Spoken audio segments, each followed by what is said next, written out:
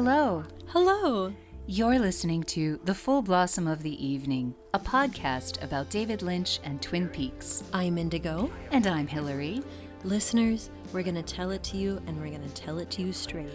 Today, we're talking about The Glass Menagerie. It was Laura, and I saw her glowing. I saw her smiling.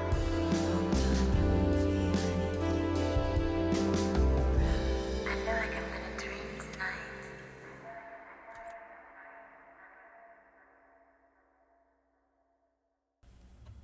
Well, listeners, we are back.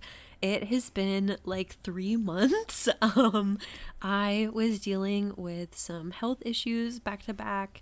I got mono, and then I sprained my ankle, and it's just been a real heck of a time, but I'm finally recovering, and we are just so glad to be back. And also, thank you so much for still supporting us, even though we were pretty quiet.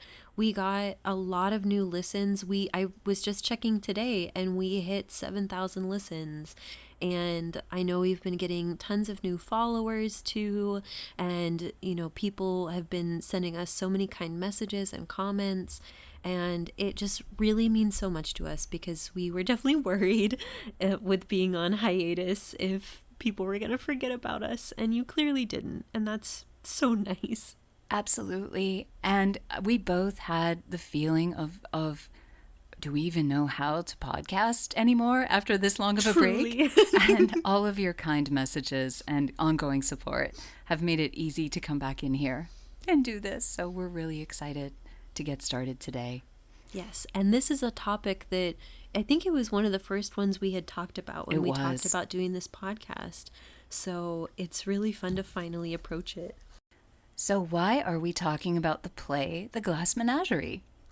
A few reasons. So first, at the 2013 USC Twin Peaks retrospective, Robert Engels stated during a panel discussion that when he added the Blue Rose to Fire Walk with Me, he was alluding to Tennessee Williams' play The Glass Menagerie.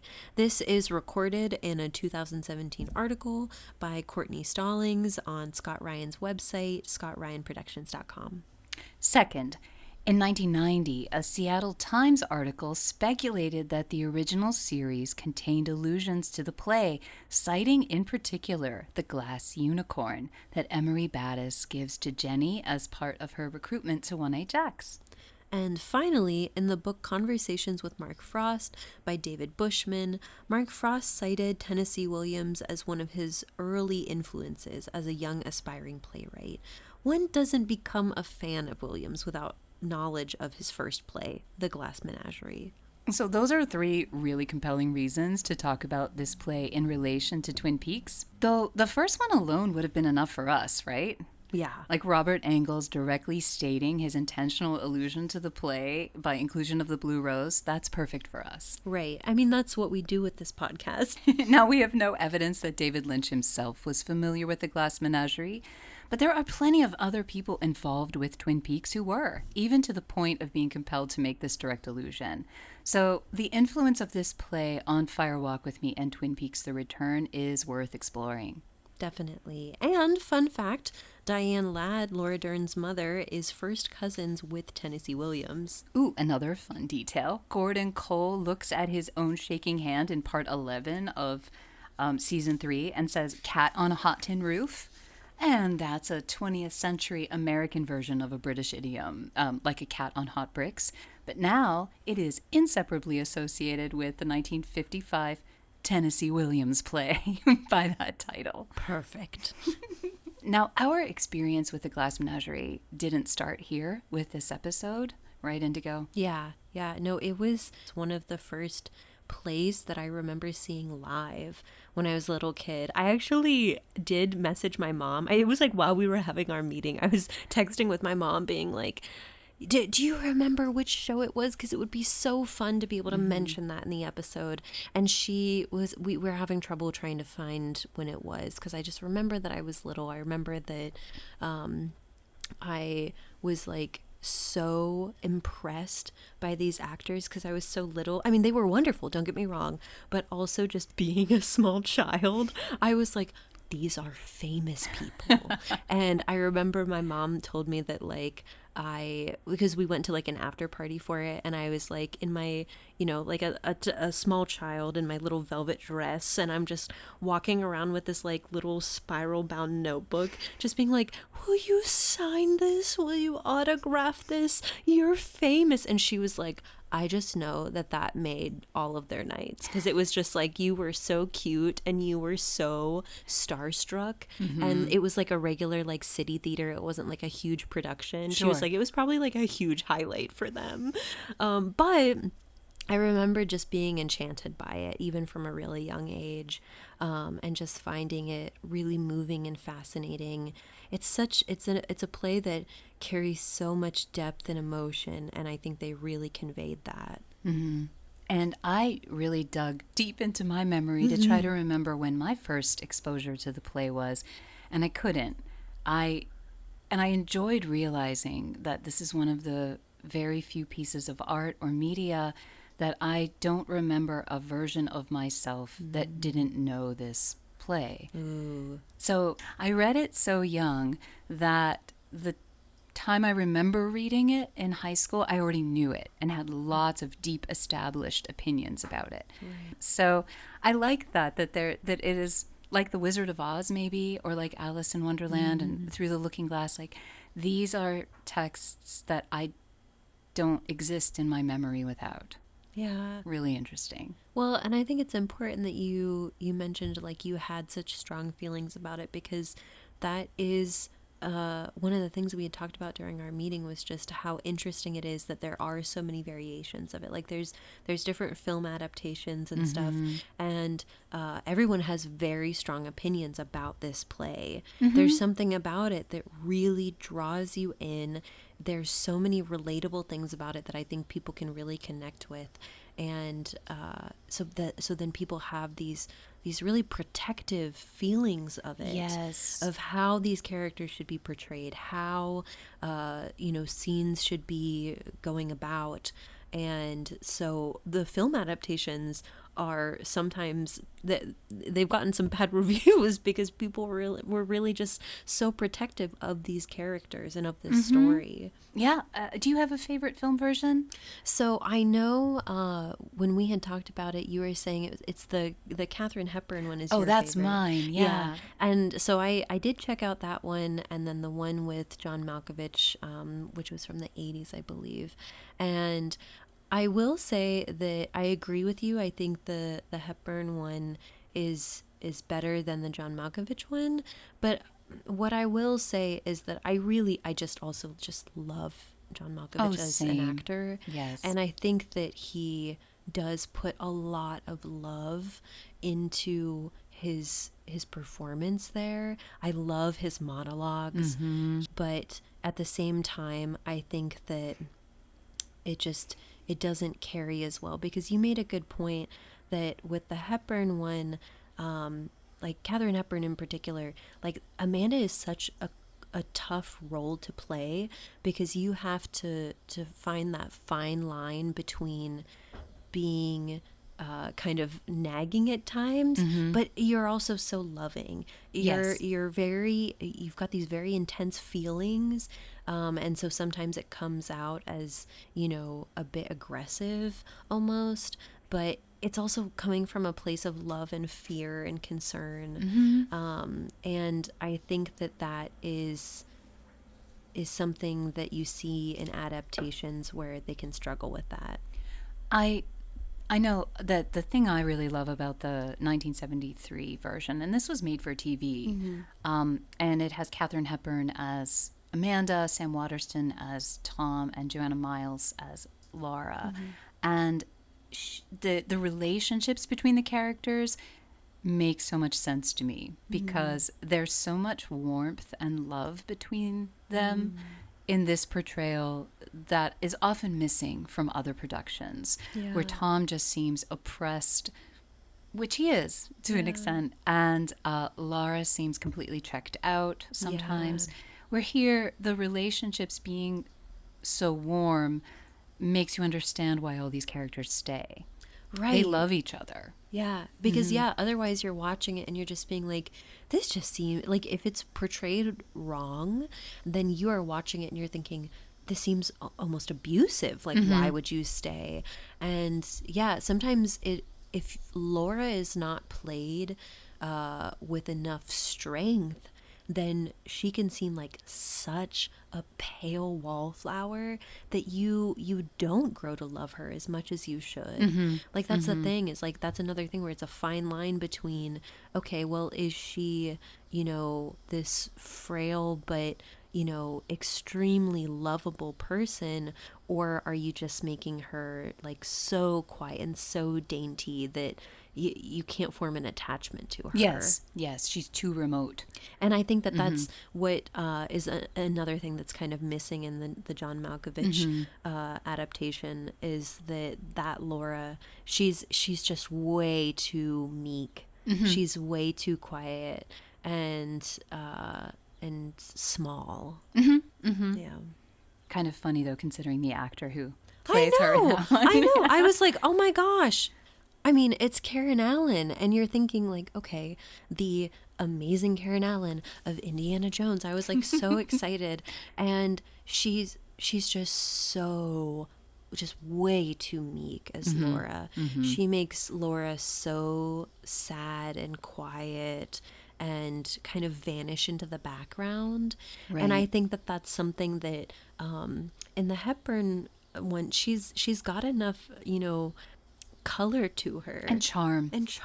She's this like dreamy, sweet. Yeah. And she's always smiling.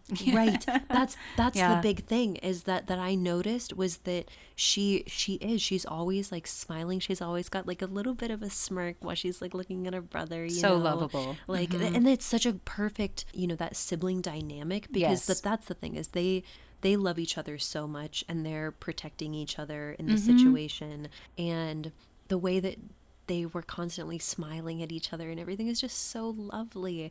And I feel like, again, like in the adaptation from the 80s with John Malkovich, Karen Allen is just, she's always got these like this wide-eyed look of fear on her face, kind of, and it just doesn't do Laura justice, I think. Right. While she is shy and quiet, like don't get us wrong on that, at the same time, in her own home, and especially when she's interacting with her brother, there's a lot more character going on there. Yeah. And so, listeners, if you're unfamiliar with the Glass Menagerie, or if it's been a while since you've read it, I hope we've convinced you that you should check out some of these film versions. Yeah, it's still worth watching, though. Yeah.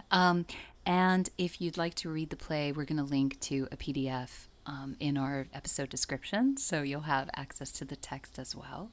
Yeah, I will say, this was something that while we were meeting, I was saying, who I think would be perfect for Amanda? Jessica Lange. And then I Googled it, and I saw that she had been in a production, and what I wouldn't give to have seen that, what I would not give to see that, because it was her and Sarah Paulson and Christian Slater On Broadway. Ugh. And I know it was amazing. I did look up, and I saw a YouTube interview that she did where the interviewer pulled a couple clips, and it was phenomenal. Of course it was. It was phenomenal. Yeah. She nailed it. Well, beyond this point in our discussion, there are going to be lots of spoilers about the Glass Menagerie. Yes. So if you want to read or watch, pause here. All right, so let's talk a little bit about some background on the play and its author. The Glass Menagerie was the play that launched Tennessee Williams into fame and success. Williams was born Tom Williams in 1911 in Mississippi, and then moved to St. Louis, Missouri with his family. The loss of freedom in a crowded city made him turn inward into writing. His parents' marriage was, in his words, wrong, and his father was a dominating, imperious presence in their lives. His father forced him to drop out of college in 1929 and work in a shoe factory. Williams went on to have a nervous breakdown, return to college, move to New Orleans, briefly become a screenwriter at MGM, and then, In 1945, the play he'd been working on for several years, The Glass Menagerie, opened on Broadway and changed his life. So, a lot of the details we chose to highlight about William's life are echoed in The Glass Menagerie, and the play is semi-autobiographical. It's set in a St. Louis tenement during the Great Depression. The main character, Tom, is a frustrated writer stuck working in a shoe factory. Tom's sister, Laura, is slightly disabled from a childhood illness. She's desperately shy and anxious and seeks solace in old records and her collection of glass animals. Their mother, Amanda, is a fading Southern belle who romanticizes her youth as a beautiful and popular debutante and, ultimately, tries to recreate it for Laura by persuading Tom to find a gentleman caller for his sister. The fourth member of the family is only present in a photograph portrait that looms over the apartment. It's Mr. Wingfield, the absent father and husband who was a, quote, telephone man who fell in love with long distances. The last character is Jim O'Connor, the eventual gentleman caller, who is described in the character descriptions as a nice, ordinary young man. Later, Tom describes him as an emissary from the world of reality that we were somehow set apart from, and also as a symbol. He is the long-delayed but always expected something that we live for. The story of the play follows a plot line described by Williams as Part 1, preparation for a gentleman caller, Part 2, the gentleman calls. But despite that superficial simplicity, this story runs deep. It explores family dynamics, generational conflicts, duty versus desire, social alienation, love, loss, regret, on and on. And that's why I think it has such an enduring appeal and such a deep fascination for people. Readers and audiences for almost 100 years have been able to see aspects of themselves in these characters and situations. Yeah, it's these situations that people from any time period can relate to, because it's about family. It's about the ways that you interact with each other, whether that is care or concern or pushing each other or, not hearing each other out. I think the other thing we had talked about was just how it affects us differently as we age. Oh, yes. Because it's like when you're younger, you're going to be like, you know what? Yeah, Tom, screw them, get out of there and stuff. But then you were saying, like, now that you're a mother too. Yeah, like of a young adult. Yeah, like you can see a bit more why Amanda's so scared for them and why she's trying so hard. Yeah, when I was very young, I loved Laura. She was the character I identified with most because she's really shy and very dreamy and in her fantasy world all the time. And I loved not only that the play saw her, but that briefly Jim sees her, And then when I was an adolescent and like a young adult, so late teens and 20s, I was all about Tom. Because I had wanderlust and I couldn't wait to get out into the world and travel and do things. And yet now it's not that I understand Amanda or even approve of the way she is, but there is more sympathy where she seemed very monstrous to me when I was young. And in fact, when I've taught the Glass Menagerie to high school students, they tend to see Amanda as pretty monstrous. Right. But she makes a little more sense. It is a terrifying thing to have a person you care deeply about trying to face the world and worrying if they're equipped for the world they're about to enter. Right. Yeah. I mean, because that's a central part of the play is that both Laura and Tom are such dreamers that Amanda is just so worried they're not going to make it in the world. Laura is throwing up out of nervousness instead of working on building a career. And Tom is writing poems on shoeboxes instead of paying attention at work. Yeah. And that's the thing, is that Laura and Tom have such artistic souls. Yes. They are not meant for the workforce. They're not meant to be worker bees. But unfortunately, they don't have that luxury. No. Financially, they cannot afford that luxury. And Amanda is reasonably worried that when the day comes that she won't be there anymore, that her children won't be able to survive. Right, right. And this is in the 30s when all the social programs that people can rely on to survive, I mean, we're talking subsistence survival, didn't exist or were in their very infancy. Right. So Amanda is legitimately worried about her children's bare survival. Right. Because what happens when she dies? How are they going to feed themselves? They're all facing such difficulty, you know? Right. Amanda's so right to be worried about Laura. And then, of course, a big part of the plot is she's going to get Laura married. Right. Because she's trying to think, okay, so my daughter is a dreamer. She can't go to school. She can't go to work. She has this anxiety where she is getting physically ill and she already has health problems. Yes. So she's trying to think from her perspective as like a Southern belle. She's like, what can a woman do if she can't be in the workforce? Well, she can be a wife. Yeah. So she's trying desperately to get her married. Yeah. And so she says, like, have you ever liked some boy, Laura?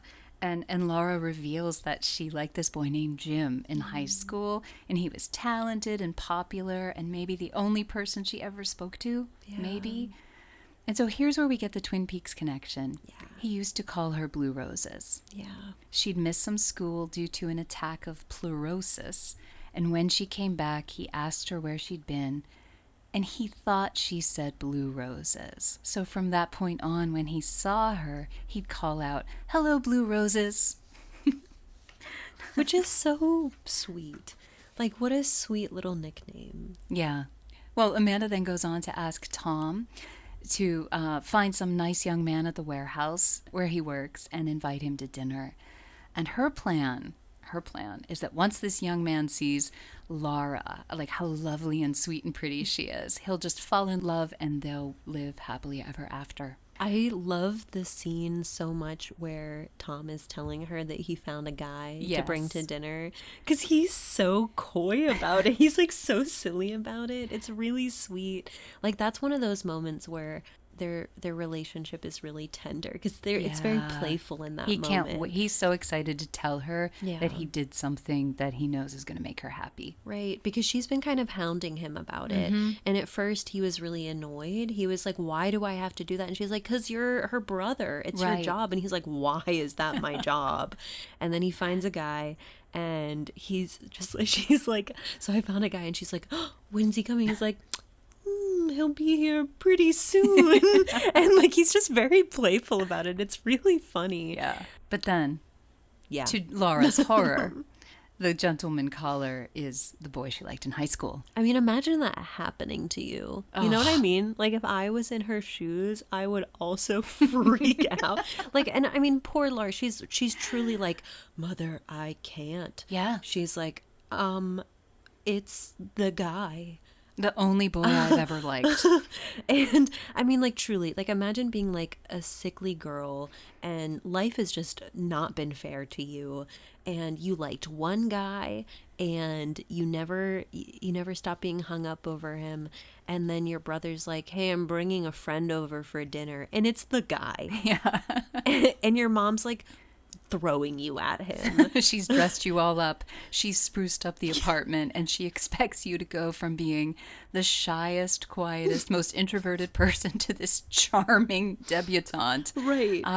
Who's just going to whisk this man off his feet. Like, you are the type of girl that, like, when you have to do a typing test, you throw up out of anxiety. Poor Laura. So, yeah, you can totally handle just, like, flirting with your crush in front of your mom and brother. Well, because this whole fiasco makes Laura physically sick, she can't actually have dinner with them and just lays on the sofa. Yeah.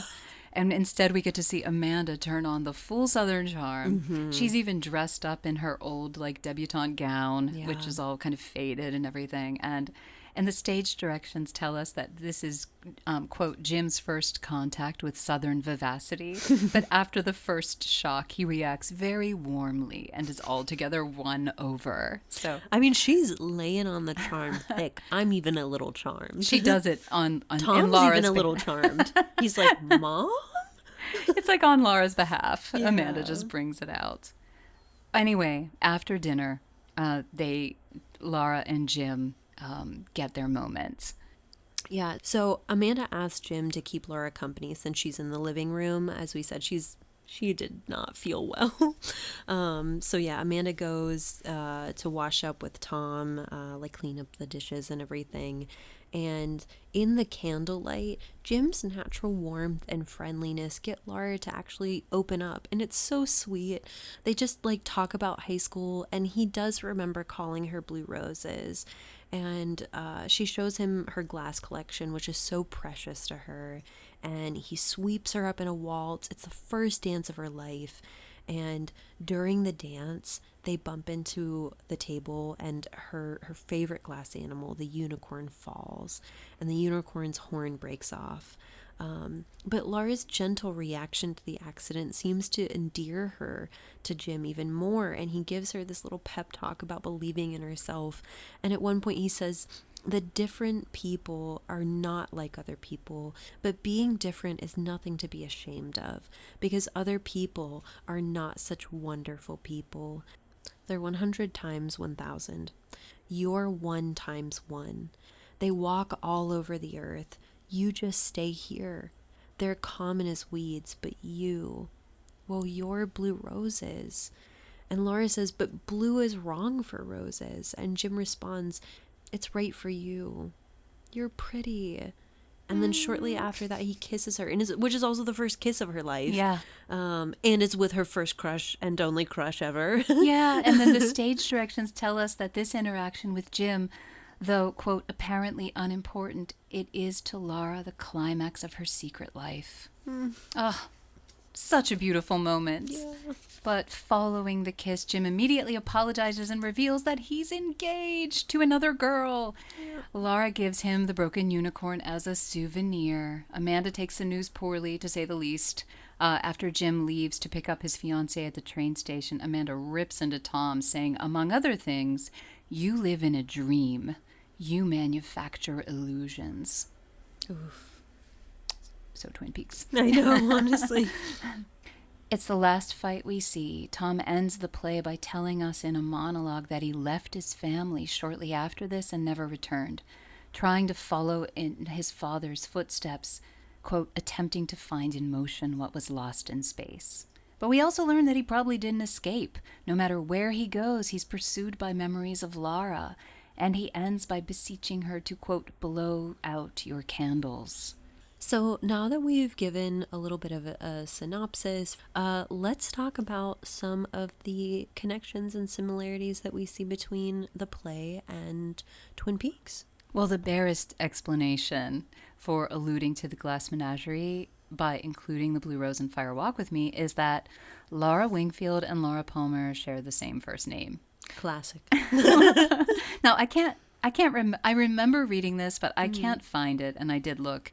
A quote from David Lynch where he said he was told that the Blue Rose came from a play about a very special girl named Laura. And that's true, but that's about as minimal as we get. Right. And it's not an uncommon name now, but it was extremely common from about 1960 to 1990, often a top 20 baby name. My mom's name is Laura. Yeah. And there are a lot of other Lauras out there who Engels could have connected with, like in literature. Yeah. Yeah. And Laura Palmer and Laura Wingfield are basically opposites, aren't they? Right. I mean, our Laura Palmer that we all love so much, I mean, she's so extroverted. I mean, obviously she has like her deep inner personal world, but like she's extremely involved in her community. And Laura Wingfield is the exact opposite. She is very reserved, very shy. She is not involved in anything. She can barely talk to boys, although we do see her sort of come into her own a little bit towards the end. Just briefly. Yeah. Just briefly. Yeah, I mean, like Laura Palmer is fearless and sometimes even kind of reckless versus Laura Wingfield is entirely avoidant of all danger. Yes. And even if that danger is typing class. Right. Yeah. And I also think that Laura Palmer is so curious. She's like always searching. She's determined to know, where Laura Wingfield is just so content with this like tiny little world that she has. So they're really opposites in, Laura Palmer, we could say, mature beyond her years also, where Laura Wingfield, she's 24 years old, but she could pass for 8 or 9. She's got a very childlike quality about her, especially, I mean, obviously, a big part of the play is her Glass Menagerie, which feels like a very childish thing in a way, you know? I mean, like, that's the thing is, like, when I saw it as a child, I remember that was one of my biggest takeaways is I was like, how cool! I really like that she has little glass animals. I love having little porcelain animals. I also had a large collection of little porcelain animals. Right. Yeah, it's just like, it's something so charming to a young child. And so there is something very, youthful about her having this be a huge part of her personality. Yeah. Like it's a very much an identifying characteristic about her is her Glass Menagerie. And meanwhile, poor Laura Palmer is a very young teenager. Yeah. I mean, well, she's 12 years old, right? Yeah. When she's sexually abused. Right. So, yeah, one is retaining childhood much longer and the other was forced to give it up a long time ago. Yeah. There are a few similarities, though, I'd say, that both are actually quite deeply isolated. Yeah. Even if Laura Palmer on the outside is very charismatic and connected. Yeah. The truth is she is really isolated and lonely. Yeah, no, that was a big connection that I saw with the play in Twin Peaks. So that's something that we'll get into a little bit more later. But that is definitely something that they both have their isolation and their secrets for sure. Okay, so beyond the name Laura, beyond them having this in common, the other big thing they have in common is the symbolism of the blue rose. Right. Which again is one of the main reasons that we were drawn to approach this for an episode topic. Now, when I first saw Fire Walk with Me and saw the blue rose on Lil's dress, I immediately thought about the Glass Menagerie. And then I got really excited and thought, oh, wait, Laura. This is a movie about Laura, Blue Rose. This has got to be an illusion. It wasn't for a while later that I found out it really was. But I immediately started associating the blue rose in Fire Walk with Me with all of the meanings and implications that it has in the Glass Menagerie. And so that was really nice for me to make those kinds of associations right away. I'm not sure how well they play out in the long run of Twin Peaks, but it's going to be fun to talk about. Yeah, I mean, I think that it definitely starts off as such a mysterious symbol, and it makes, when something is that like mysterious, it makes it easy for you to put a lot of different ideas on it. And so I can see completely how you could be like, okay, well, so since this is such a big mystery, I can make it anything I want it to be. And I think that's on purpose. I think that it starts off that way on purpose for sure. You're meant to interpret it however you want to. That's what David would want with any of his art, for sure. But I think, it is always so validating when you make those connections, then you get some proof that really locks that in for you. That was intentional. Yeah.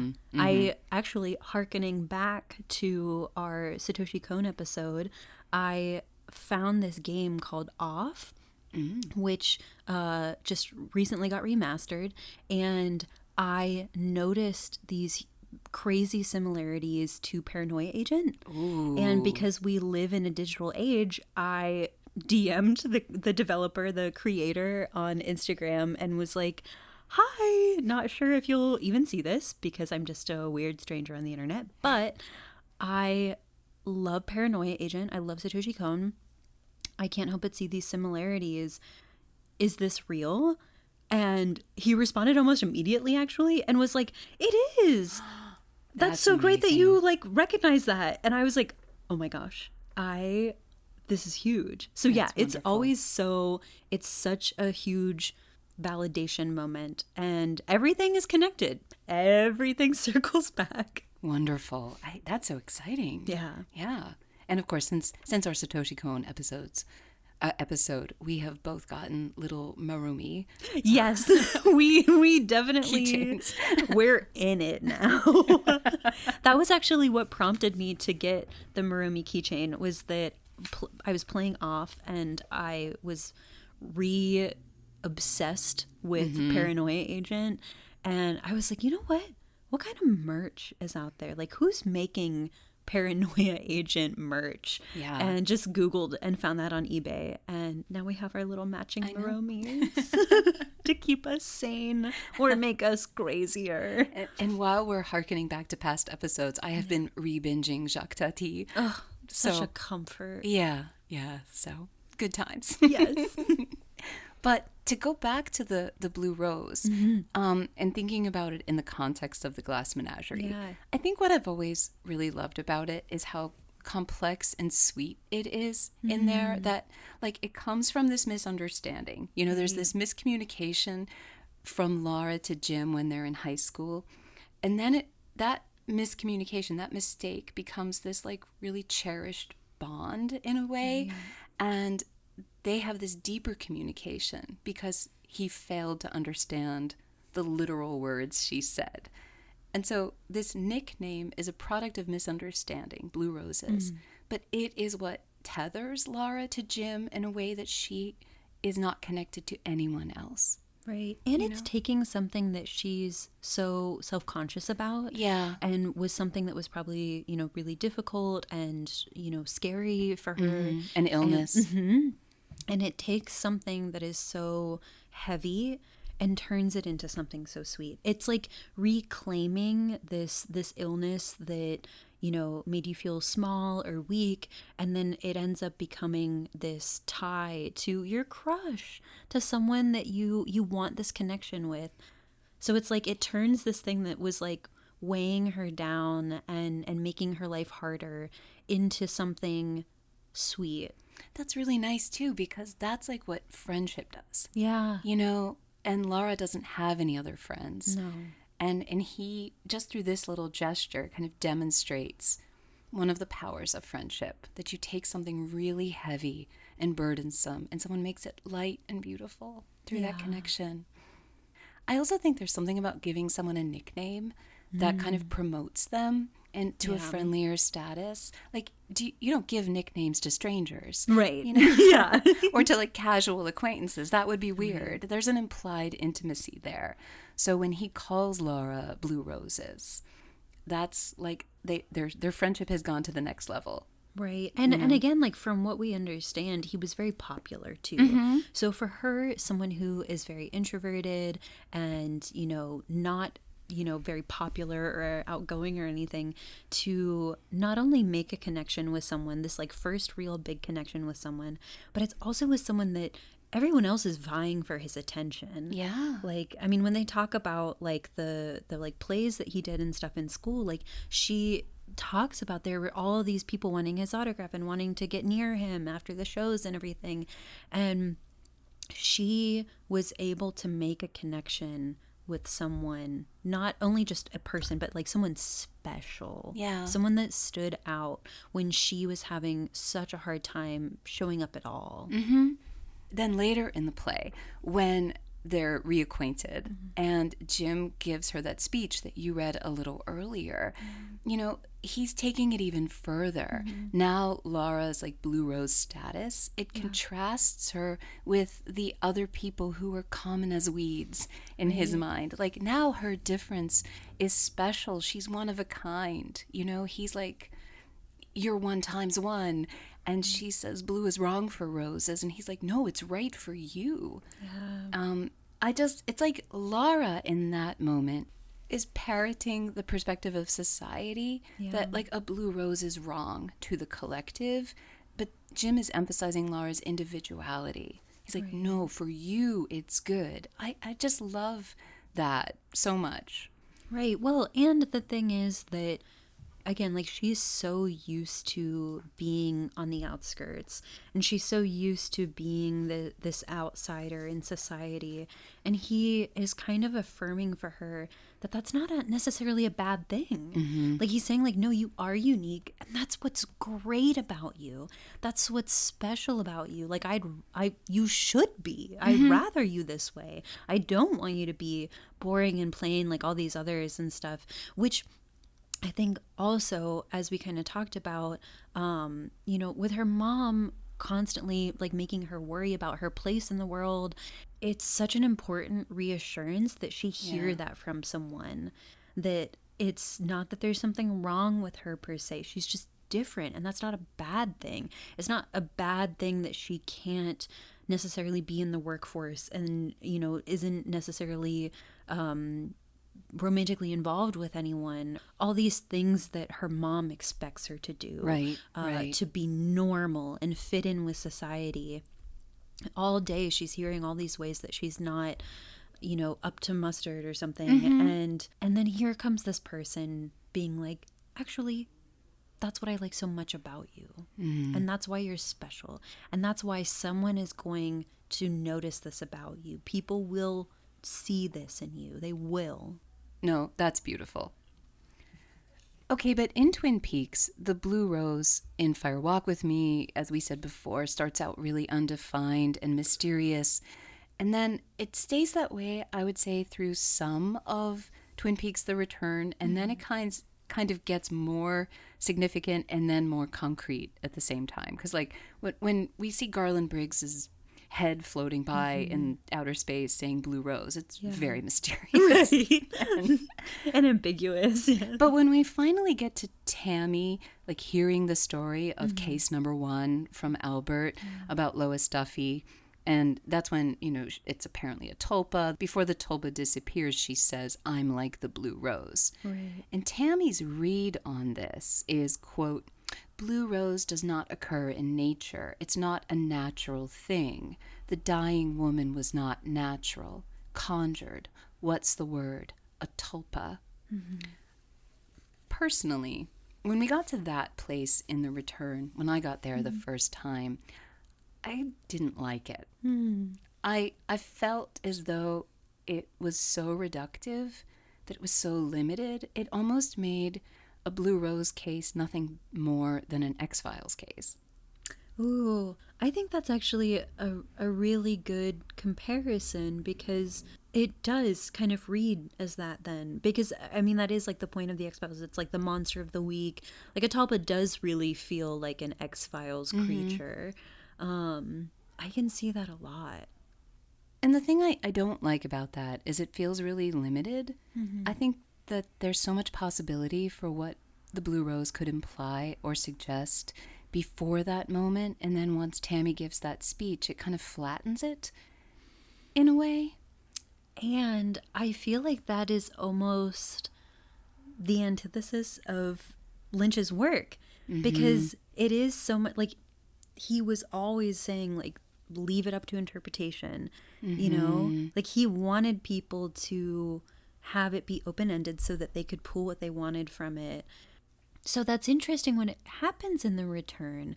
And maybe that's why it feels so weird, because it feels like it goes against what the rest of The Return is. Because so much of the rest of The Return is meant to be very open to the audience. I think that might be why a lot of fans, including us, feel uncomfortable with all of those scenes in the hotel between Albert and Gordon and Tammy, that it's way too much explaining. Yeah, because it just doesn't feel like it fits with the rest of David.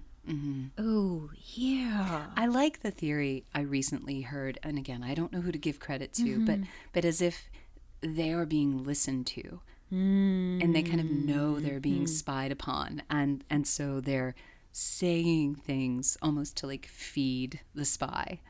Which I feel like that then makes it make more sense. Yeah. Like, if we approach it from that angle, then we're like, okay, this is why this is happening. This is why they're saying this. It's because they're doing it as like a defense, Right, kind right, of. right. A psychic self-defense, if you will. But no, I feel like that makes it make way more sense, because again, that's what's so unnatural about it, is that it feels anti-Lynch. And it just takes this beautiful symbol of the blue rose, which in the Glass Menagerie is Laura's unique realness. It's her.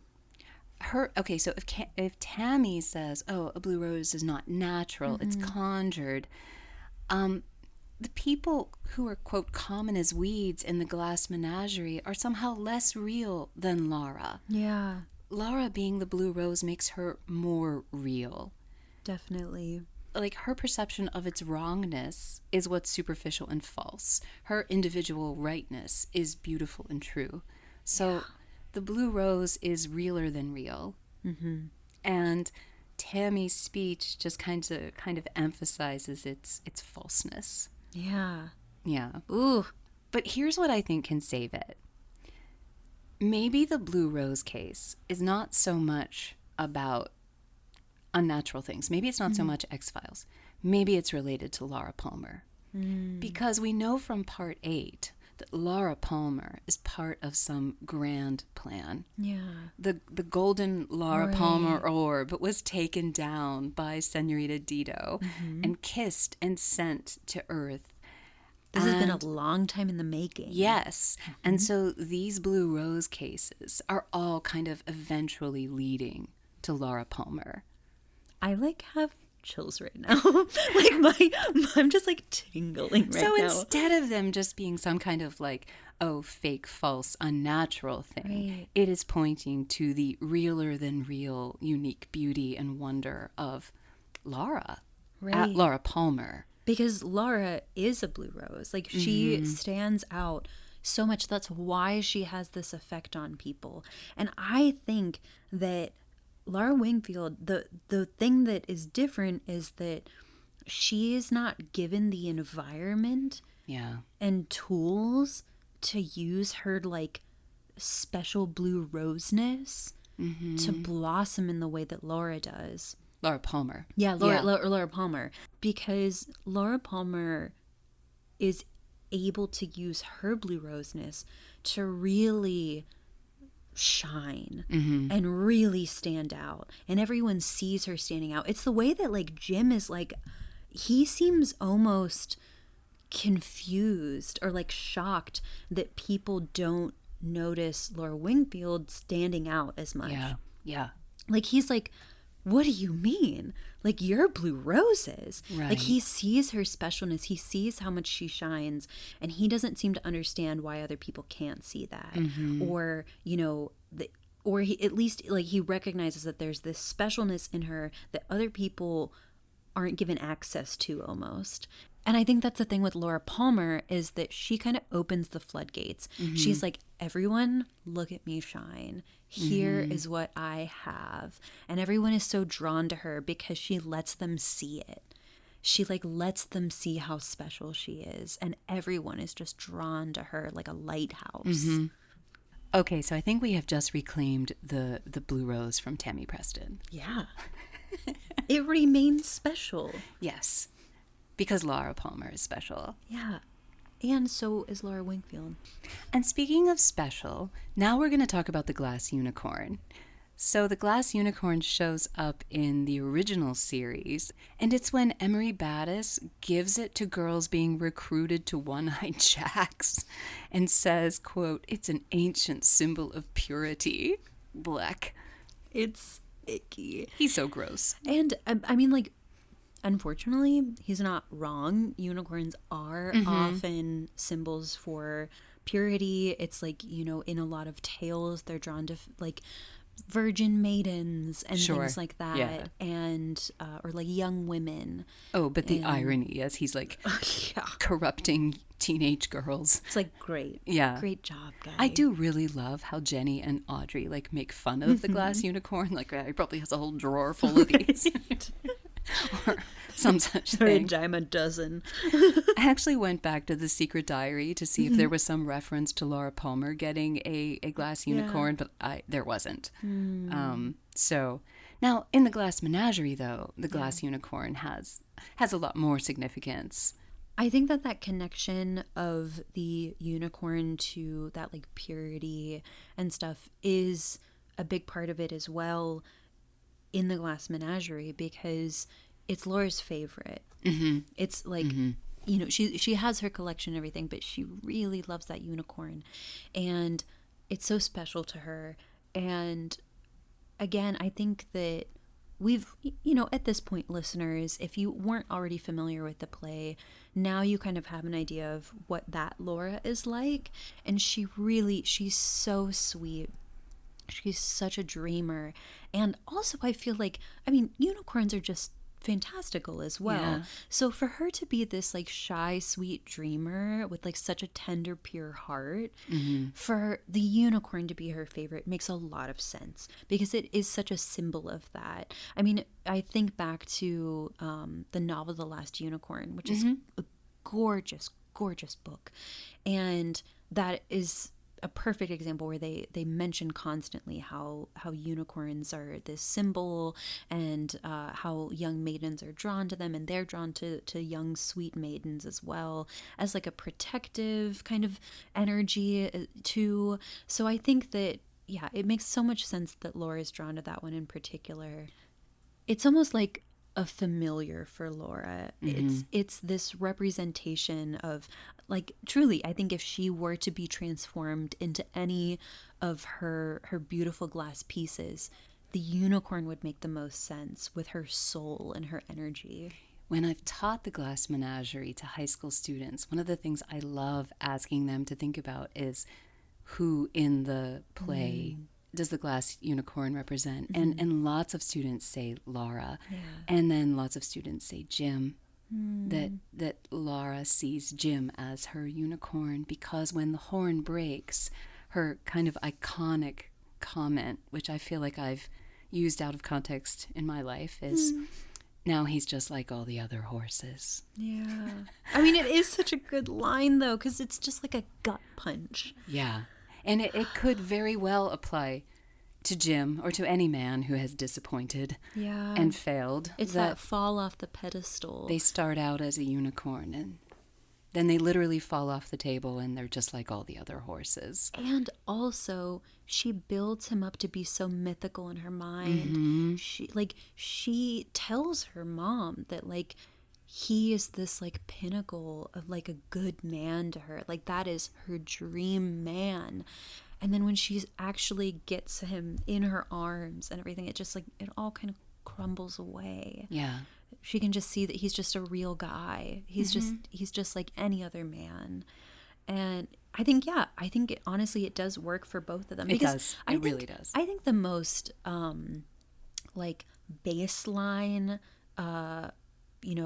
comparison that people might draw is they might be like, oh, well, okay, so Laura is so fragile, right? Like glass. Yes. And I think that is a connection you can make, but I think that's like that's like just skimming the surface. And then as you go deeper again, then it becomes more mythical. It becomes that she, again, is like this dreamer, and it attaches with her purity and everything. But I've never made that connection with Jim, and I really love that. Because really, she builds up this like mythos about him. Yeah. It's like, I mean, it's like a celebrity. Yeah. It's like she has this kind of... she gets his autograph. Yeah. It's like, even though they are friends, she also has this like parasocial relationship with him almost. I think that's true. She builds it up in her head so much bigger, and then they're actually together one-on-one, spending time together and talking. And yeah, he's just a guy. Like, he's her dream guy, but he's just a guy. And he's engaged to someone else. Don't they always do that? Coming fresh out of a breakup. No, another one just like all the other horses. Truly. Oh, man. That's what I should have sent in my breakup text. Now you're just like... You're just like all the other horses. I think moving forward to expedite things, I'll just make little business cards that say, now you're just like all the other horses. And I'll just hand them out when I'm done. I like that. It's clean. Yeah. It's really concise. Yeah. It's a literary reference. Yeah. I love it. It makes I the love process go faster because they won't know what to say. That's true. And then That's I true. can just walk away. You get the last word. You get to depart with some mystery intact. And my dignity. I don't have to waste 3 hours trying to get a person to leave my apartment. Fabulous. I love this plan going forward. I think it's really good. I'm going to make them really cute on like Canva or something. Just have like a little broken unicorn horn in the corner. Yeah. And like a horseshoe. I like it. Yeah. Well, one final thing I think I want to say on the glass unicorn is, we were talking before our funny diversion about the glass unicorn being Jim, maybe. Yeah. But to go back to it being Lara, I really like when Jim asks Lara about the unicorn. Aren't they extinct in the modern world? Which is such a weird thing to say because they're mythological creatures. Right. They're not extinct. But, there is this idea that Lara is kind of like the last of a species that's going extinct. I think at another point Jim says of Lara, it's unusual to meet a shy girl nowadays. He says that to Tom. Tom later talks about like blow out your candles, Lara. So there is this idea that like Lara she belongs in an earlier time. She doesn't fit in the modern world. And so if Jim refers to the unicorn as extinct in the modern world, there is the sense that that's like Lara. Right. No, yeah, because like the blow out your candles line also gives it that finality. I mean, of course, it's the end of the play. But yeah, it really makes you feel like there's this sense of that she is the last of her kind, that she is this. I mean, I think a huge thing with the play in general is that Laura and Tom are both dreamers, and that is like an unsustainable breed of an unsustainable kind of person in the modern world. Yeah, and the modern world of the Great Depression, too. I think there's a huge commentary on that in general, that like, and that's why their mom is so worried about them. That's why she's so scared. How are they going to make it in the real world? Because it's not the age of, patrons of the arts anymore. Yeah, and that's what Tom wants. Like, Tom wants to live the art life, like David Lynch always talked about. Like, he wants to smoke cigarettes, literally, right? And write and create. And he is not living in a time or place or social class where that is an option at all. Right. And I mean, I think that's part of why I think people like us and so many others are drawn to David. And like when he passed, there was such an outpouring of people being like, I saw that he made it happen. There were so many other directors, they were worried that maybe they weren't going to be able to make it as an artist or be weird enough with it and be able to sell movies or whatever and stuff. And then they would see David Lynch. Yeah. And they would go, wait, no, the dreamers are still alive. The dreamers can still make it. And I think that he was able to really show people that, and it was so necessary. It's like, I think that's why so many people love the Glass Menagerie too. I mean, for many reasons. There's many reasons, but I think it's easy to be a dreamer and to identify with characters like Tom and Lara. Because you're like, I want that too. I also don't want to work a day job. I just want to write all day. I just want to make art all day. But I don't have that ability. I don't have the resources to do that. Right. Yeah. Okay, so beyond these connections, the blue rose, the two Laras, the glass unicorn, there are some other reasons perhaps, maybe even on a subconscious level, that the world of Twin Peaks reminded Robert Engels of the Glass Menagerie enough to compel him to make this illusion. So now we're going to explore some of these possible reasons. Yeah, in 1984, Arthur Miller deemed the Glass Menagerie a revolution to the New York theater. In 1944, what Williams was overthrowing was American theater's preference for hyperrealism in favor of what he called a new plastic theater. Plastic didn't get its negative meaning of false or superficial until the early 1960s. In Williams' time, it only meant capable of being molded, or capable of change, or of receiving a new direction. Yeah, in an era when realism in theater was all the rage, Williams created a play that was deliberately, self-consciously unrealistic. Almost like the magician in Mulholland Drive. Tom's narration in The Glass Menagerie forces us repeatedly to be aware of the play as an artifice. He tells us in his opening monologue that, quote, the play is memory. Being a memory play, it is dimly lighted, it is sentimental, it is not realistic, and so forth. It's in that awareness of it being false, it just continues throughout the play. Yeah, I remember when we first sat down to talk about this and just kind of plan out this episode, I was saying that it reminded me a lot of this quote that I love from Stephen King's Joyland, where he says, when it comes to the past, everyone writes fiction. Like, no matter what, when you are approaching memory, when you are approaching the past and stuff, like, there's always going to be a falseness to it. There's always going to be like some fiction, some fantasy to it, because you're just remembering what you can. Memory's always skewed. Yeah. Like it's never a perfect, copy of what really happened. Right. And so when we watch The Glass Menagerie, we aren't watching Amanda and Lara or even the gentleman caller. We're watching Tom's dim, subjective memories of these characters and situations. I mean, Tom is essentially standing there on stage saying, no, I banda. Yeah. Honestly. And yeah, he's admitting that he's an unreliable narrator in a way, because he's saying, this is my memory. This is my memory play.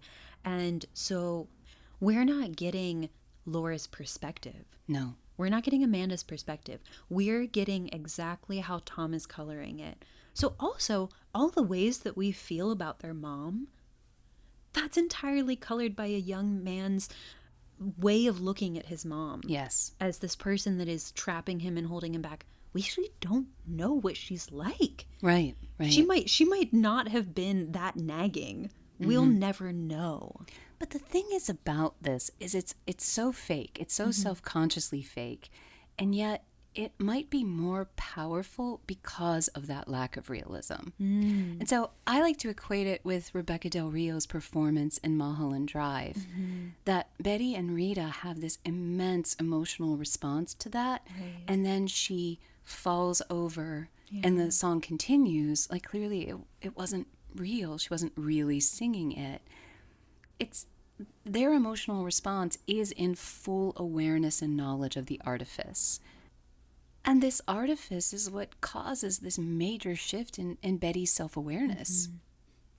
Because I think that when you are able to make that realization and connection, like you're able to see yourself in the falseness and in the very human nature of skewing memory and like building something.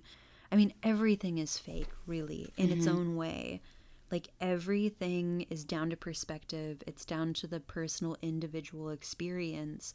And I think tearing away the belief that it isn't opens up the floodgates. It's almost more honest then. Yeah, because then you're like, thank you for being honest with me. Yeah. Thank you for just telling me that this experience is going to be this. I know that it is, and you're allowing me to engage with it in that way.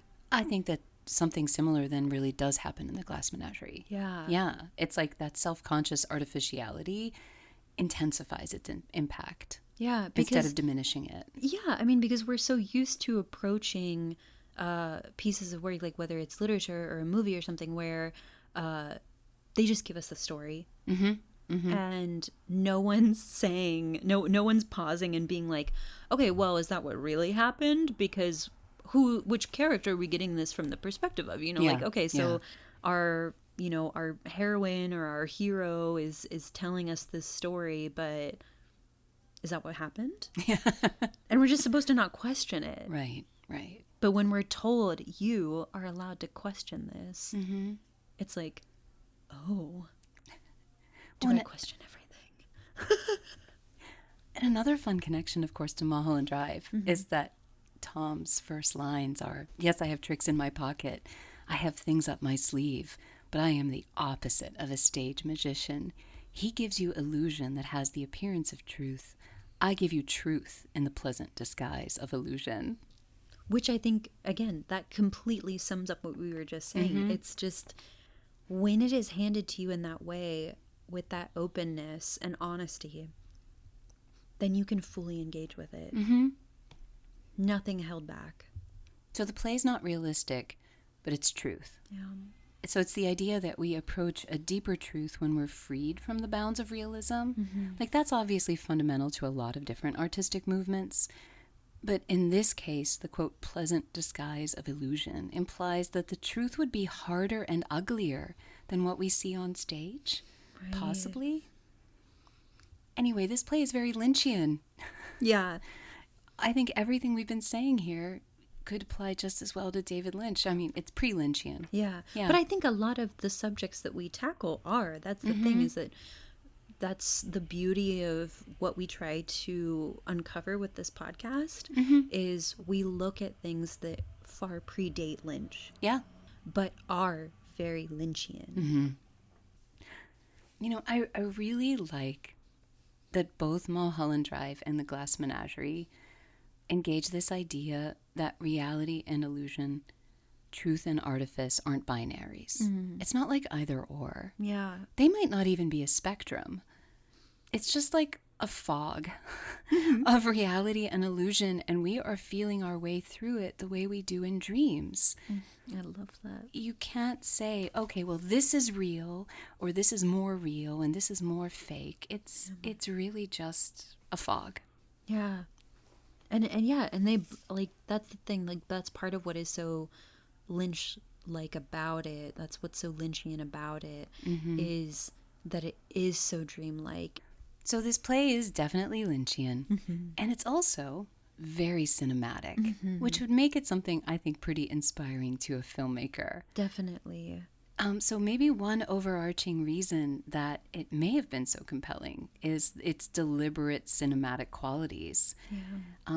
Williams was very pre-Lynchian in his use of music and lighting and all sorts of things. Yeah, I mean, when you're sitting down and actually reading the play with all of its instructions and directions and everything, it's very clear about the lighting and the music and everything. It's very intentional, in the same way that Lynch is, the same way that, like, Tati was, and everything. It's just, it's all about, like, there is a very particular plan here. Tennessee Williams was a great fan of cinema, and, like the narrator of Glass Menagerie, sought escape from an impoverished youth in St. Louis in the movies. In the 1930s, St. Louis had more movie theaters per capita than New York City. The movies are a main motif in the play. Tom frequently escapes to the movies, and Amanda criticizes him for it relentlessly. But the influence of the movies extends beyond that into every aspect of the production. One of the ways that the Glass Menagerie was a revolution, in Arthur Miller's words, was in its free incorporation of elements of cinema onto the stage. Yeah, Williams was a lifelong fan of cinema, and then he spent 6 unhappy months as a screenwriter at MGM. In the words of biographer Lyle Leverage, quote, while the experience left him with a distaste for art as a studio product, he was in fact deeply impressed with the wide-ranging, often poetic freedom of film itself, and this would influence his writing of The Glass Menagerie as well as other of his major plays. Yeah, George Brandt, in the 1967 article Cinematic Structure in the Works of Tennessee Williams, stated that Williams was the American playwright who had most effectively learnt the lessons in freedom that the cinema has to teach. Brandt called The Glass Menagerie the most cinematic of Williams's plays, and we totally see that. So 80 years after this revolution that Arthur Miller observed, in the wake of many other innovative filmmakers and playwrights, we really take for granted that these cinematic elements are integral, not incidental, to great storytelling. But Tennessee Williams was forging new ground in theater, the way that Twin Peaks helped forge new ground in television. Yeah, because I mean, when we talk about lighting, for example, that is something that comes up a lot with David Lynch's work. It's like there is such a way that he kind of particularly lights stuff. Yes. And like, I mean, you can go online and see, like, I keep getting ads for like a David Lynch filter Yes. on stuff. You know, it's like, but that's the thing, is like there's a look to it. Sure. And people know what that is. A look that AI cannot replicate. No, no, not properly in any way. And Williams was really specific about lighting too. Yeah. And music. Yeah, Williams' use of music is worthy of a much longer discussion than we have time for. But Yeah, if this topic interests you enough to explore it in more depth, I recommend you go next to a 2017 article from the journal American Music. It's titled From Trivial Little Comedy to Legitimate Magic, Music and the Making of the Glass Menagerie. It's by Gabe C. Alfieri. I was so intrigued by his analysis that I actually hunted down an old vinyl record of the original play music. It's awesome. yeah. Yeah. Found it in some record shop like in Tennessee, and they shipped it to me. Oh, I love that. Oh, from Tennessee, you say? The state, not Williams. Unfortunate. But yeah, for the play's music, Williams turned to the composer Paul Bowles. The similarities with Lynch's reliance on Angelo Badalamenti are surprising. According to Alfieri, Bowles' skills at evoking subtle and complex atmospheres with a remarkable economy of means made him one of the most acclaimed and sought-after American theater composers of his day. He worked with everyone: Orson Welles, Lillian Hellman, William Saroyan, John Cocteau, visual artists like Max Ernst, Alexander Calder, and Salvador Dali, and he scored several experimental films throughout his career. A fellow composer, Peggy Glenville Hicks, wrote of Bowles' quote, rare sense of atmospheres and an ability to create vivid moods with brief, fragmentary, and musical interludes. That quotation could easily describe Badalamenti, too. Oh, yeah. Alfieri describes the function of the music on the play as description, commentary, and, at times, counterpoint in a play where relatively little actually happens, where musical parameters are not delineated by actions or events so much as by subtle changes in psychological or emotional tone. Bowles' score performs like carefully deployed movie music. It sneaks in, fades out, heightens, softens, and otherwise manipulates specific emotional responses. And again, are we talking about Angelo Badalamenti and Twin Peaks, or are we talking about Paul Bowles? It's so comparable. Definitely. Well, in an early review of The Glass Menagerie, the critic John Chapman described the impact of the music so well. He said Paul Bowles' music helps to break one spell or weave another as need be. Ooh. Well, I think we've all seen the video of Badalamenti describing how he composed Laura's theme with Lynch's guidance. I never scroll past that when it comes up. But something similar seems to have happened between Bowles and Williams. Williams has left a bit of a description for us, too. In the author's production notes, Williams writes, a single recurring tune, the Glass Menagerie, is used to give emotional emphasis to suitable passages. The tune is like circus music, not when you are on the grounds or in the immediate vicinity of the parade, but when you are at some distance and very likely thinking of something else. It seems under those circumstances to continue almost interminably, and it weaves in and out of your preoccupied consciousness. Then it is the lightest, most delicate music in the world, and perhaps the saddest. I mean, what a gorgeous description of music. Yeah, that's the thing that I love when you sit down and read the play. Is like, even just the production notes are unbelievably gorgeous. All of the little notes throughout the play, there's nothing like it.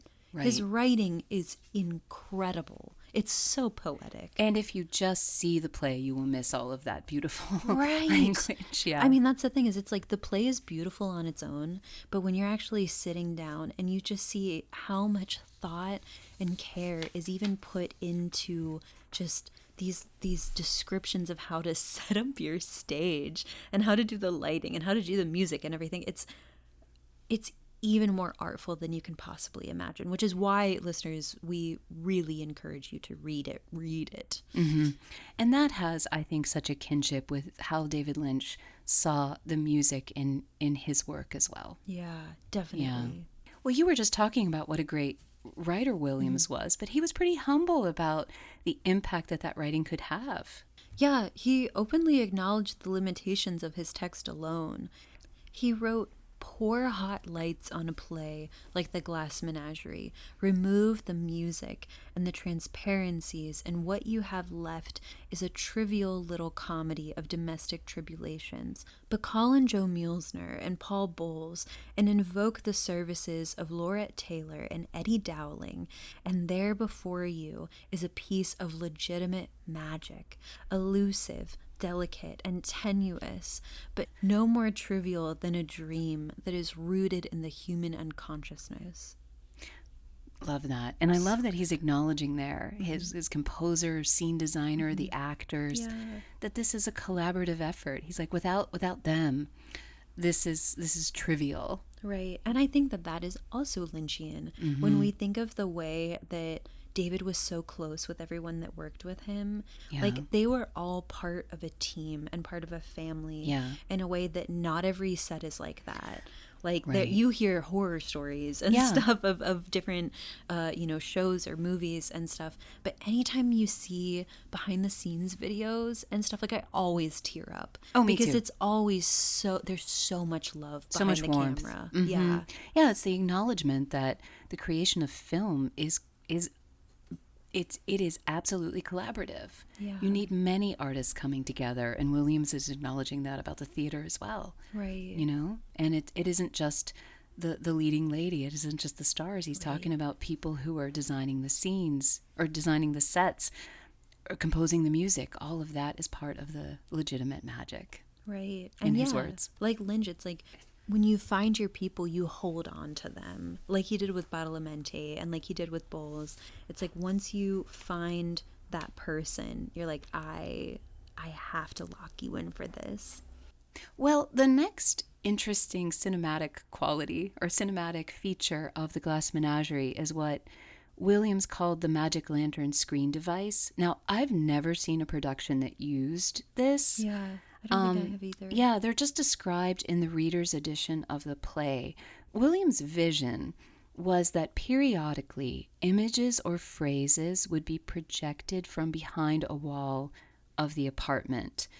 And so he kind of envisioned exactly where this would be, like it's a section of the wall between the front room and dining room. It would be indistinguishable from the rest of the house when not in use. So it would just kind of light up with images sometimes. It's just interesting. He said that the legend or image on the screen will strengthen the effect of what is merely allusion in the writing and allow the primary point to be made more simply and lightly than if the entire responsibility were on the spoken lines. Some image examples that would show up would be like a swarm of typewriters or blue roses or the cover of a glamour magazine. And some of the legend examples would be like, en français, it would be Où sont les neiges d'antan? You think I'm in love with the continental shoemakers. This is my sister. Celebrate her with strings. Which sounds unbelievably Lynchian. Well, the magic lantern is a direct ancestor of the film projector, which I think is a very cool cinematic quality of this. And the legends in particular are reminiscent of intertitles in silent films. You know, sometimes they're actual lines of dialogue, but sometimes not. And they're just projected right there in the heart of the set. Yeah, and like the images are also cinematic, like a stage version of a cut-in or a cutaway shot in a film. Yeah, so like they're talking about blue roses and then the camera would pan to an image of blue roses. Yeah. But without a camera, Williams is just projecting them.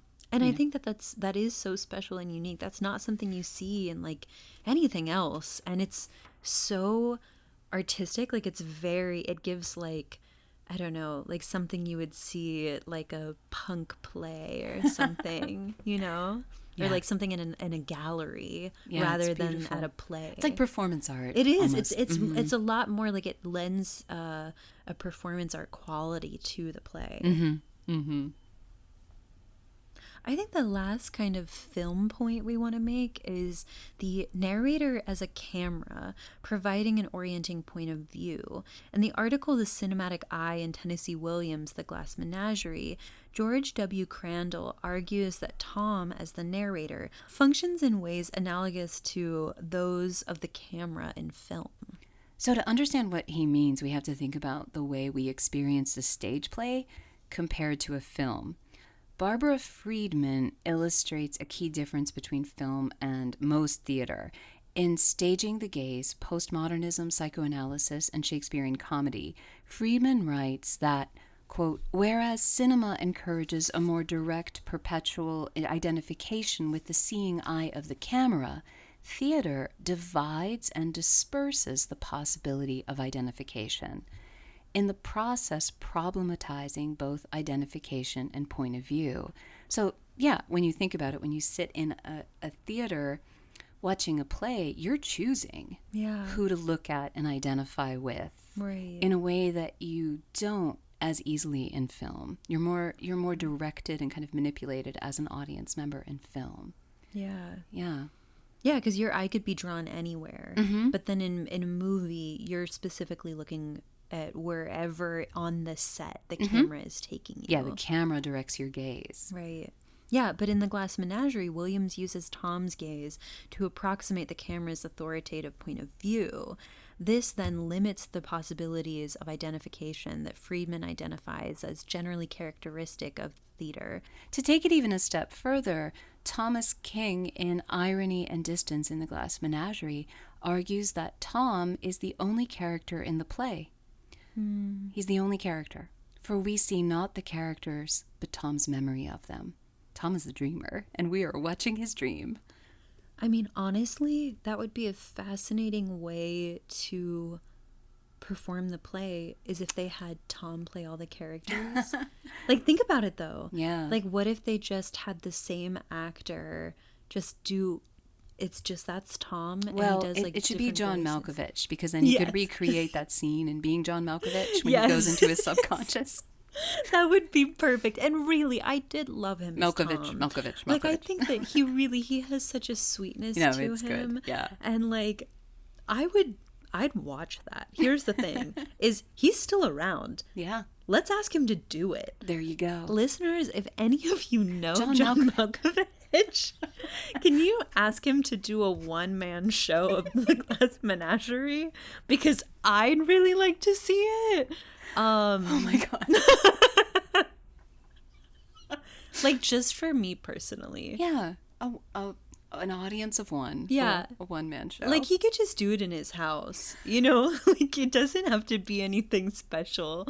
Obviously we just talked about how Tennessee Williams was so particular about all of the set and lighting and everything. But like, for this, I require very little. I require only John Malkovich. I feel like if it was still COVID, you might have a shot. Oh my gosh, that's the thing. Honestly, that's the thing. Let's go back in time. And during lockdown, I will tweet at John Malkovich every day until he agrees to film this in his home while we are locked in. Just fabulous. I love this. But as for final thoughts on this idea of the Glass Menagerie as cinematic, it does seem like a good reason for its inclusion in Twin Peaks. You know, people who speak both the languages of drama and film, like Robert Engels and Mark Frost, would understandably be struck by this play. Yeah. You know, and so it does make sense that it would stick in their minds enough to want to make allusions to it. It is a play for lovers of film, for sure. Definitely. Well, now we're going to move into themes. And the first theme we have in our notes was the one that you brought up in our meeting. Yes. And that we mentioned earlier, which is the extreme isolation that we see in these texts in both Twin Peaks and in the Glass Menagerie. Yeah, this is one of the things that jumped out to me right away, that is a way to connect these two pieces of media, is that there are so many examples of characters in both, multiple characters in both, that are grappling with isolation and also grappling with it in different ways, like different forms of isolation, and also their responses to that isolation are different. Which characters in Twin Peaks stand out to you in particular when you think about this theme of isolation? I mean, I think there's a lot of them, but I mean, obviously Laura is our main focus, and I think that that's something that I think it could be easy for people to maybe miss right off the bat, because like, again, like, of course she's so extroverted, right? And it's so easy to look at someone extroverted and be like, oh, what isolation would they feel? And it's like, no, she was extremely isolated, and a lot of victims of abuse like that really are. It alienates you from everyone you love because you don't know how to connect with people in a normal way anymore. Right. And it's something that we see a lot in The Secret Diary. It's something that we see a lot in Fire Walk With Me. That's when we really get that zoom in shot to Laura's isolation and how her experiences have pulled her out of her community, away from her friends and other loved ones, because she feels like she can't share this with them. And I mean, we see the way that Donna is like horrified and stuff when she really sees what's been going on, because and Laura tries to build that wall between them too. Like she doesn't want Donna to end up the same way. She's trying to say, do not come into this dark world that has started to surround me. I'm isolating myself here because I don't want you to be here. Yeah, to protect her. I'm pushing you away because I want to protect you. So it's like part of that isolation is forced upon her, and then some of it is an active decision that she is making, trying to protect the people around her. Even the ways that she is sometimes cruel to Bobby because she doesn't want him to get too close, because she is trying to protect him in her own way. Of course. Beyond Laura, do you see isolation in a lot of the other characters? I mean, I do. I'm interested in kind of, like, what other characters are you thinking about? Yeah, I think, like, the log lady, of course, also. That's another one where it's, like, some of that isolation is cast upon her, and some is also her separating herself. I think with Harold, of course. Oh, my gosh. Like, I mean, classic example. I mean, he's our hermit, you know? And, you know, in Twin Peaks, The Return, I think we see characters' isolation almost really intensified too. Like Ed and Norma feel far more kind of isolated than they did in the original series. Bobby and Shelley are estranged, and we get a sense of isolation there. Sarah. Oh my gosh. Yeah. I mean, just in her dark hole of a home. You know, and similarly in the Glass Menagerie, to what you said earlier about having different kinds of isolation, you know, like Amanda is very extroverted and social. She's been isolated by her circumstances. It's like poverty. Her chief escape is like to these memories of her youth on Blue Mountain, and it's easy to kind of read this as vanity, that she's longing for a time when she was beautiful and desirable, but it kind of seems like it also could be more about longing for social connection. I think it absolutely is, because I was just thinking today about why specifically there's all those scenes where she's making the phone calls. And it's because that is her trying to reach out and have human connection. And every time it's like very awkward. Yeah. Like there's always something with the other person, you know, where they're like clearly annoyed, or, you know, they don't want to talk to her or whatever and stuff. It's like those scenes, I think, are interspersed through the play to remind us that she does not have a world outside of their home. Right. And she used to. She used to. Like her favorite story is about when she had 17 gentlemen callers on one day, and they didn't even have enough chairs for them all. Right. And, you know, she just brags about entertaining them all with the art of conversation. Yeah. Like, she was desired, but she was also connected. Right. And now we just see her getting hung up on, like you said, and she has to leave her DAR meeting, and she's really trying to use this same old Southern charm that she used to rely on, but it is not having the same effect as it did when she was young. She's not making the kind of connections. And you see she her get did. so discouraged too every time. Like it's another blow every single time. It's just like another stab each time. And we also, of course, we see this isolation with Laura in the play. Oh, yeah. Because, well, I mean, we talked about it already many times, that she's very shy. She's very introverted. Her illness and her anxieties make it really difficult for her to be out in the world. Like, she can't hold down a job. She really struggled in school. Like to connect with people. I think it's very telling that when she drops out of business school, she just wanders the city alone every day for 6 weeks from 7:30 a.m. to 5 p.m. Right. All by herself. And she says that she, quote, visited the penguins every day as if they were her pals. Right. You know, but yeah, she is very, very alone and isolated. Because it's like, yeah, when she drops out of school, it's not like she has anywhere else to go except for home. Yeah. Like that's such a perfect indication of like, yeah, there's nowhere else for her to go. There's nothing that she could be doing. There's no friend that she could be visiting, or, you know, someone she could be spending time with. Meet up for lunch with someone. Right. No, she's just by herself. Yeah. Yeah. You know, Tom is not as introverted as Laura, but he also is isolated. He doesn't have friends at work. Right.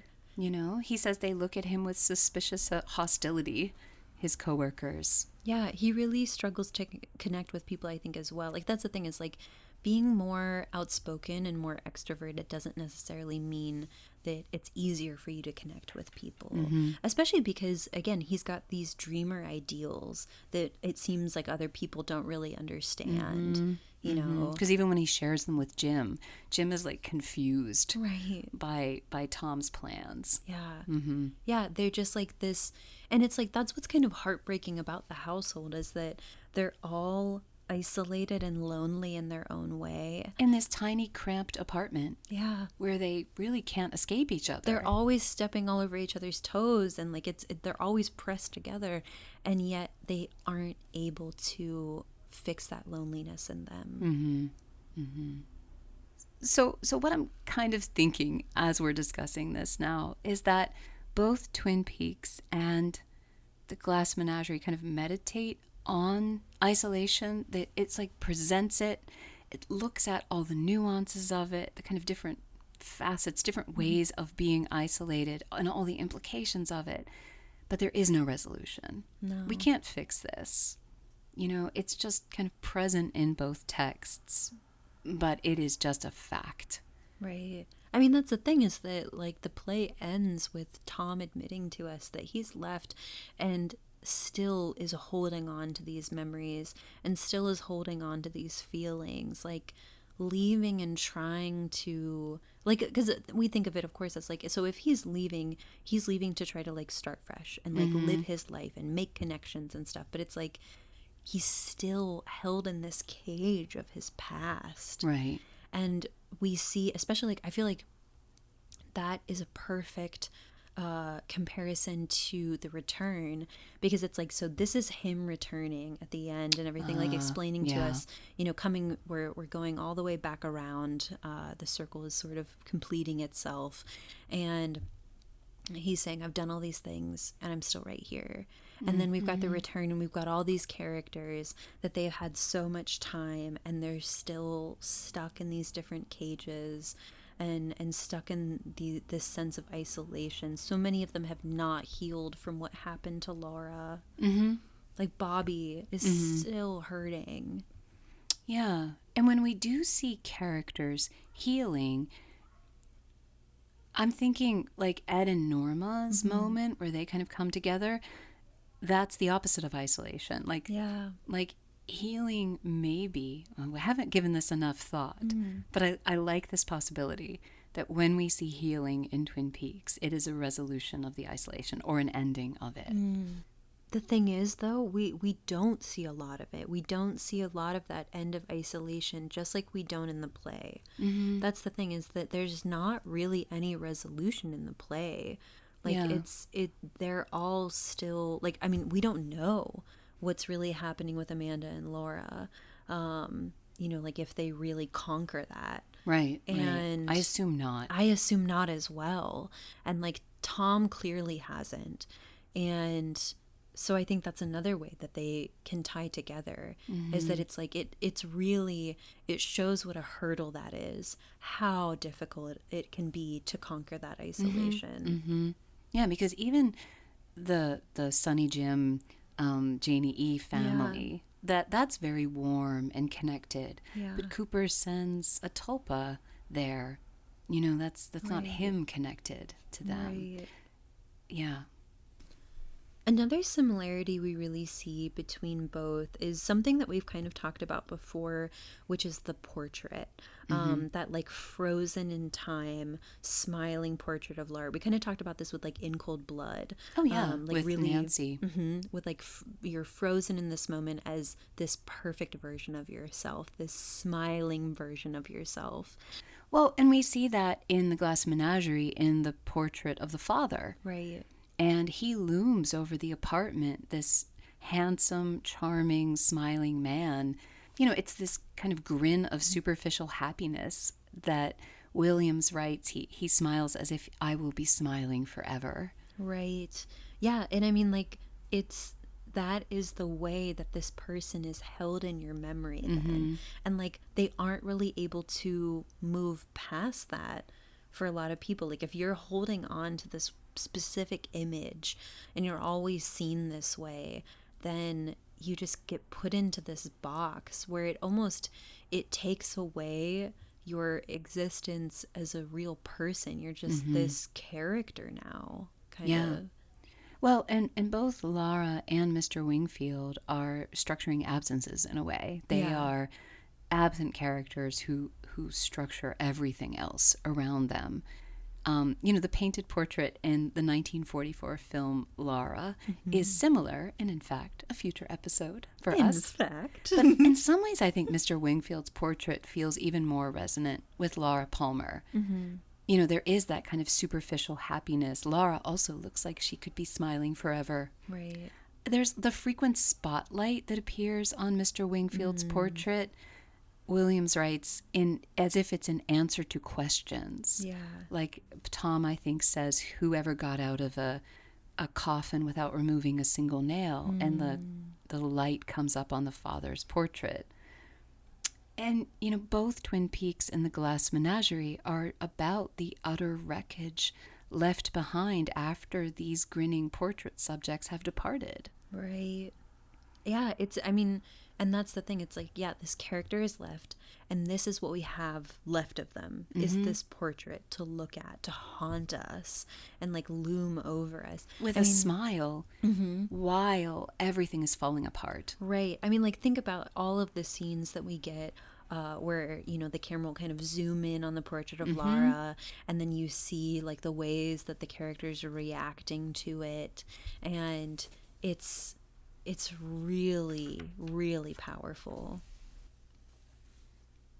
Well, Mr. Wingfield's portrait is a nice transition to our last theme that we want to discuss, and that's because of what he's wearing in it. He's dressed in a doughboy's cap.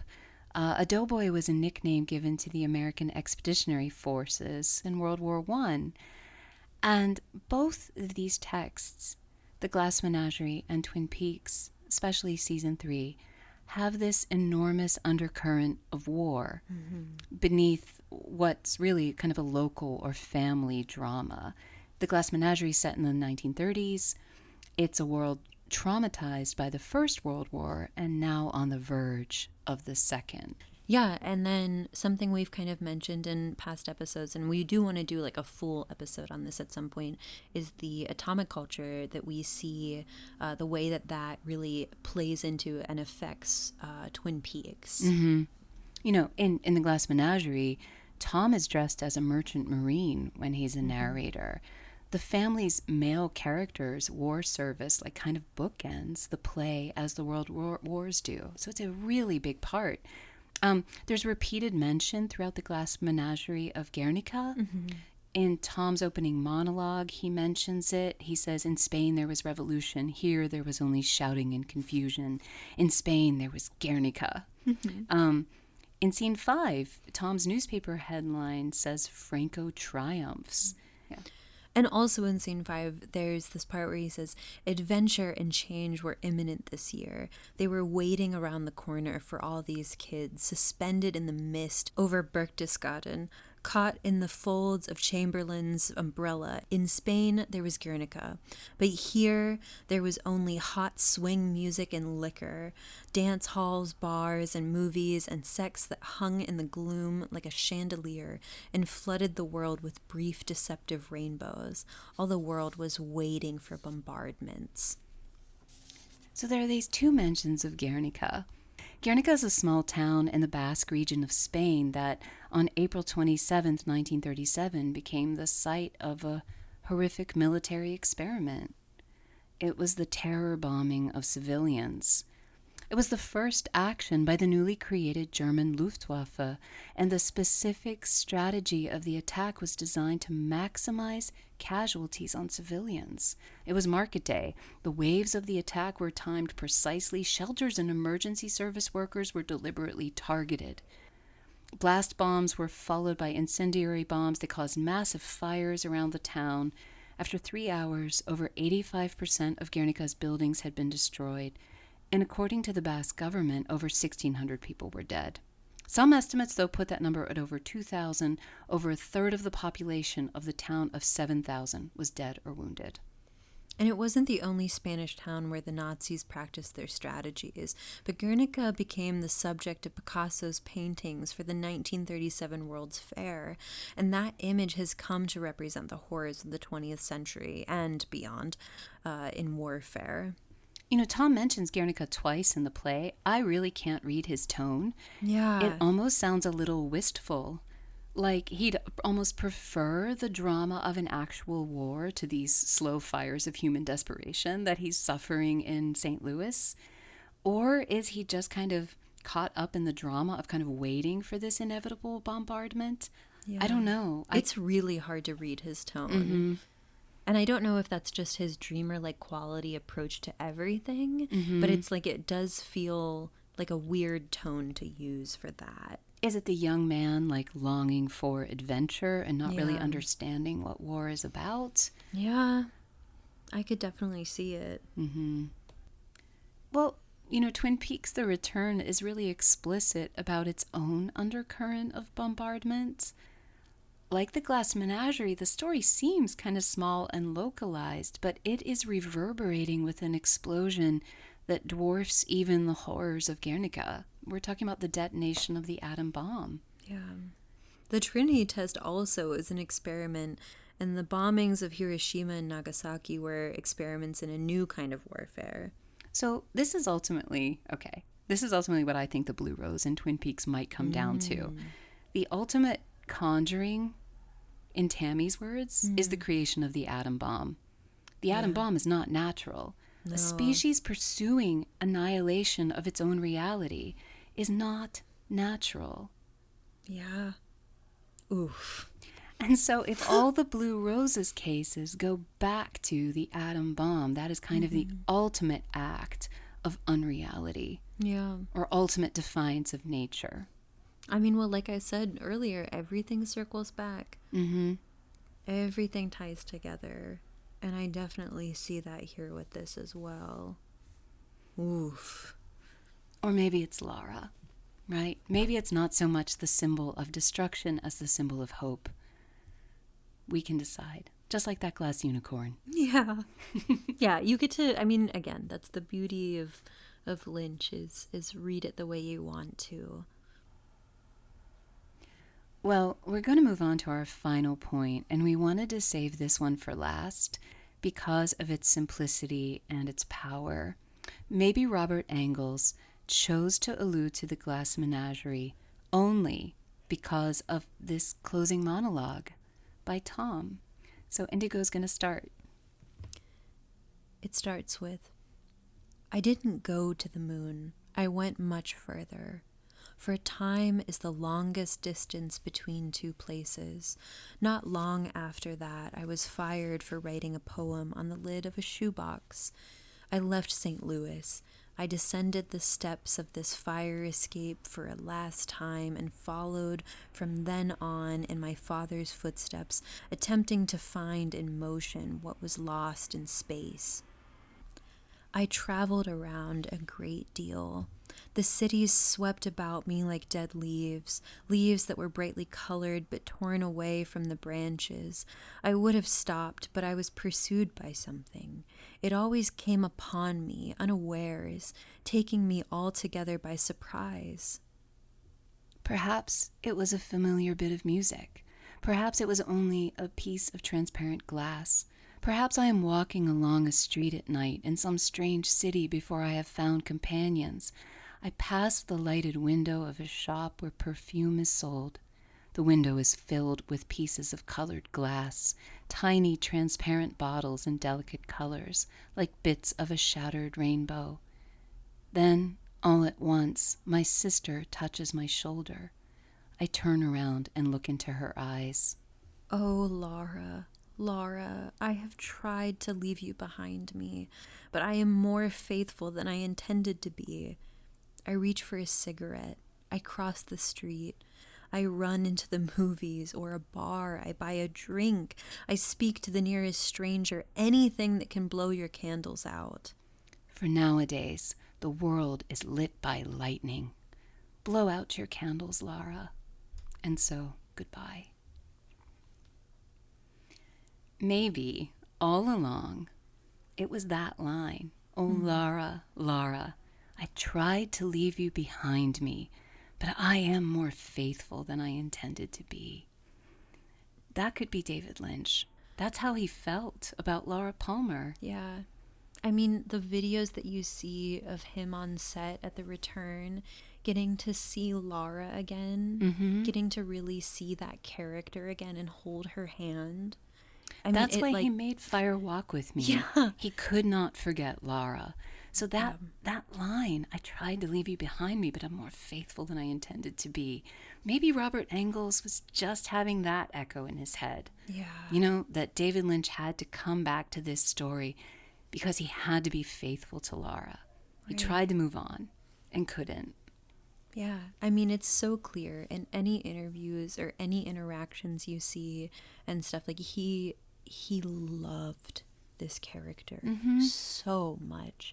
He wanted to protect her, but unfortunately, just that's the way that she was written, was that she was not able to be protected. But he had so much care for her, and it just exudes off the screen. Yeah. And I think that is one of the things that draws people into it so much, because he makes you love Laura that much too. And fortunately, she never had to blow out her candles. Yeah. even in a world lit by lightning. Yeah. You know? In fact, she blew out all the electricity. Honestly, at the end of Twin Peaks: The Return.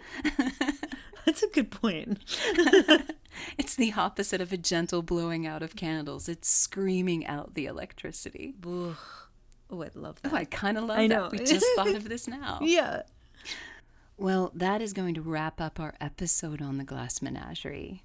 And coming up next, we are doing Laura, the film that we mentioned earlier, and also the book that it is based on. We are so excited to discover that it was based on a novel. Yeah, you know that's kind of our cup of tea. Yes, and so we'll be discussing both the novel by Vera Caspary and the film. In the meantime, if you like this podcast, please give us a 5-star rating and review us so we don't get buried by the algorithm. We promise those reviews and ratings really help boost our visibility and bring more people to us. It means a lot to us. And also along those lines, we do want to just thank you all again for sticking with us through all of these hiccups that have put this on pause. Thank you for still reaching out and messaging us and commenting and listening and re-listening. And yeah, to all of the new people that have found us in this time that we've kind of been on hiatus.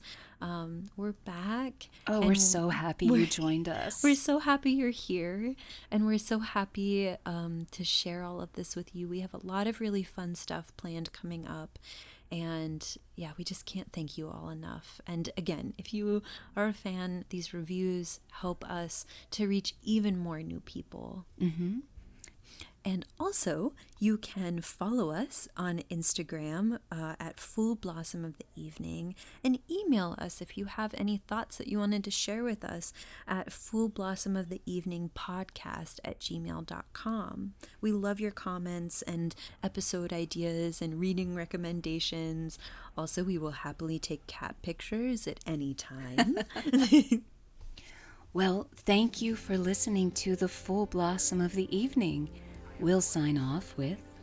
It was Laura, and she's come to kiss you goodbye. Goodbye, listeners. Goodbye. It was Laura, and I saw her glowing. I saw her